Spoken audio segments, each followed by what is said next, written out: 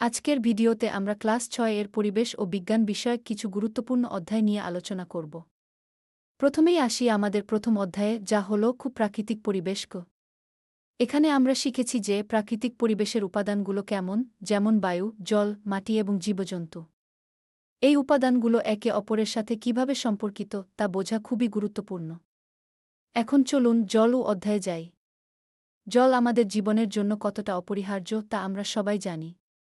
জল ছাড়া কোনো প্রাণী বা উদ্ভিদ বাঁচতে পারে না।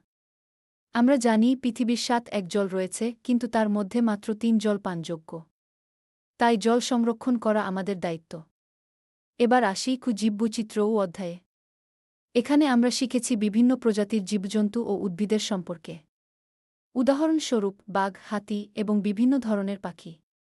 আমাদের পরিবেশে এই জীববৈচিত্র্য রক্ষা করা অত্যন্ত জরুরি। যদি একটি প্রজাতি বিলুপ্ত হয়ে যায়, তাহলে তার প্রভাব পুরো পরিবেশে পড়বে। এখন চলুন পরিবেশ দূষণ নিয়ে আলোচনা করি। আমরা জানি পরিবেশ দূষণ আমাদের স্বাস্থ্য ও জীবনের উপর কতটা ক্ষতিকর। বায়ু দূষণ, জল দূষণ এবং মাটির দূষণ, এই ৩টি প্রধান ধরনের দূষণ আমাদের চারপাশে ছড়িয়ে পড়েছে। আমাদের উচিত সচেতনতা বৃদ্ধি করা এবং পরিবেশের সুরক্ষায় এগিয়ে আসা।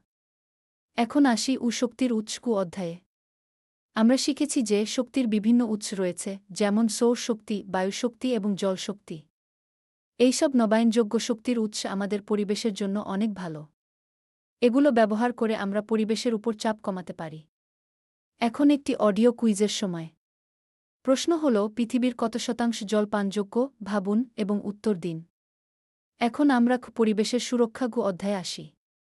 এখানে আমরা শিখেছি কিভাবে আমাদের পরিবেশকে রক্ষা করতে পারি।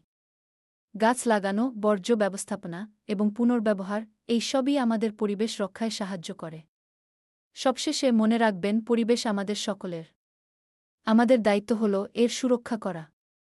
তাই আসুন আমরা সবাই মিলে পরিবেশের জন্য কাজ করি। এখন আপনারা প্রস্তুত পরীক্ষার জন্য?